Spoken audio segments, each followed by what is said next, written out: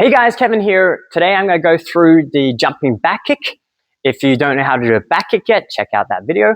But not necessarily super important. They're very similar techniques anyway, so you learn the basics exactly the same.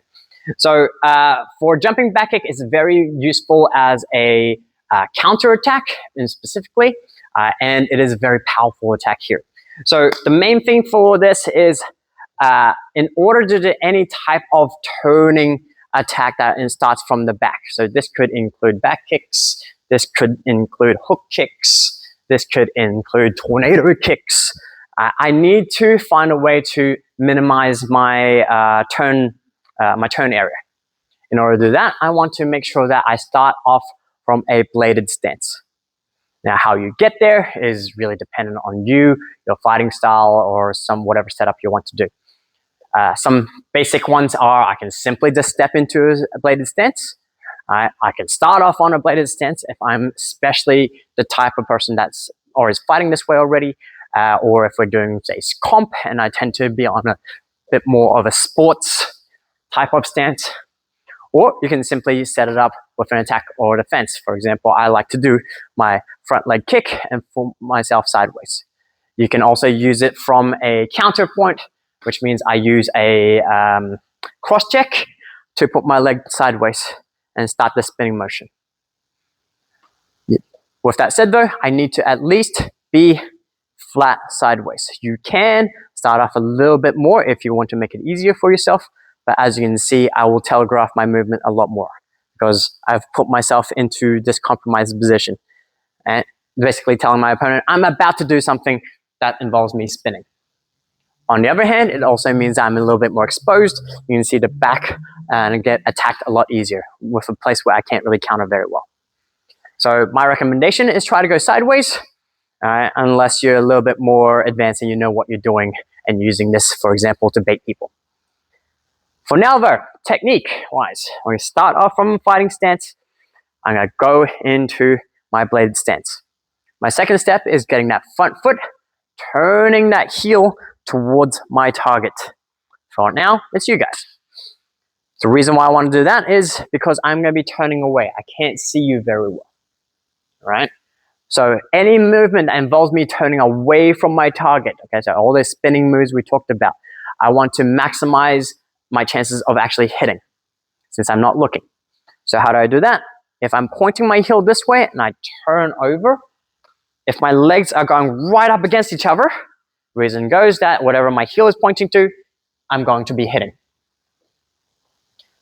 So back to this twist, I look. Now as you can see, I don't turn all the way. If I turn all the way, my legs are crossed together, I can't hit the kick out in the right angle. A lot of people fail this because they kick too late, because they want to see the target too much, and now they're going to go off to your angle this way. So go just to the edge where my knees are still pointing directly behind me, and I'm looking and I can just see my target at the corner of my eye. This is when I lift and jump up. So most of my legs are going to do a scissoring motion. So I look like I'm trying to do this. All right? But instead of landing, I do my kick. Boom. So put it all together. It's 1, 2, 3. Now, in order to generate power from this, I want to do it all at the same time. So I don't want to hold this position too long and then jump. Obviously, 1, I'm taking away the surprise.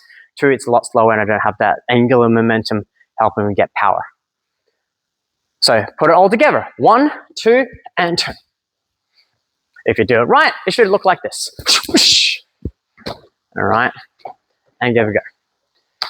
It's one of my favorite little moves. It's very useful as a counter. People don't see it coming very much because it does come from the bottom. The advantage of using a jumping back kick over a normal back kick is typically distance and the fact that I can move around a lot more. In a typical back kick or your standard back kick, I go from the spot, this foot stays where it is, I turn and I kick. I need a certain distance for it. It's very powerful, but it's lower and I need a certain setup for it. So very useful if I'm going from 1 and 2 over this way. Jumping back kick, because I do the extra jump, see that difference here is as I jump, I actually move this leg back or move this leg forward. I can do either, which means I can go and scissor and kick at a certain distance, or I can decide to jump and move a little bit forward and go into my target more. So I have that flexibility of being able to maneuver back, forward, side to side for this kick, giving me a lot more flexibility. The other thing is, meaning I can start from this position. My typical setup for a back kick is from a close range encounter. So I'm punching, I get the person to get their guard up, or at least their focus up.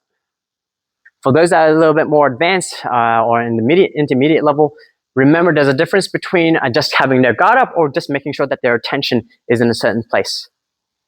People that know what they're doing generally don't drop and open their guard up very wildly. They tend to just kind of keep it there, but their attention is limited. You can't focus on everything at the same time. In this case, I'm dragging that attention up. Once I notice that they're very switched on up here, there's a big chance that when I come over and hit, there's a good chance I'm going to be able to get them in the ribs or their liver.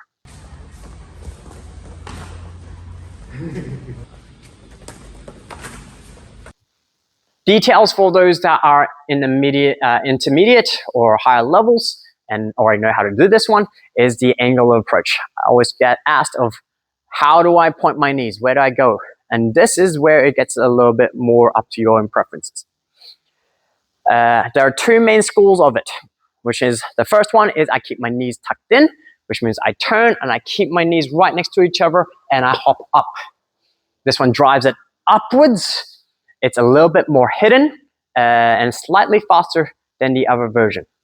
Downside for this one is that it can increase your chance of getting your toes caught. So if you can come up here and look, I hit with my toes first, which could happen and it can hurt yourself, especially if the person is guarding a lot more and they're keeping their guard in front like so.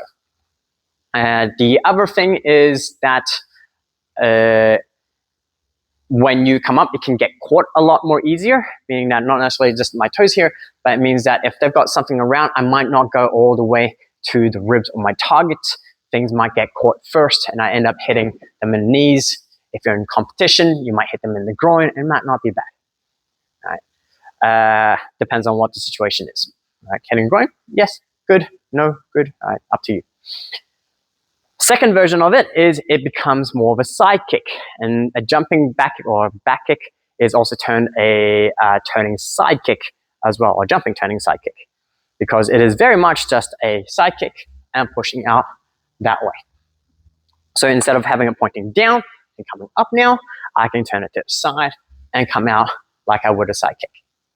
This one makes use of that angular momentum a lot easier, which means I can turn and boom, I've got a little bit more swing into it, but it does create a bit of a blind spot, meaning that if my leg is out here first, you see in front of my butt, there's a bit of like a gap.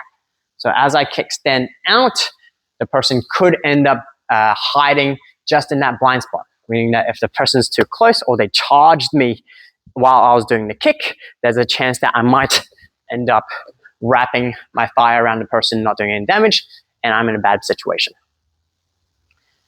So which one it is, up to you. You can also kind of adjust between the two. I tend to find it right in the middle, which means I'm a little bit more like 45 degrees coming up that way. So I get a bit of best of both worlds. So in the end, comes down to your personal preference. Hope you guys enjoyed that one. Try that out, and I'll see you guys later. Bye.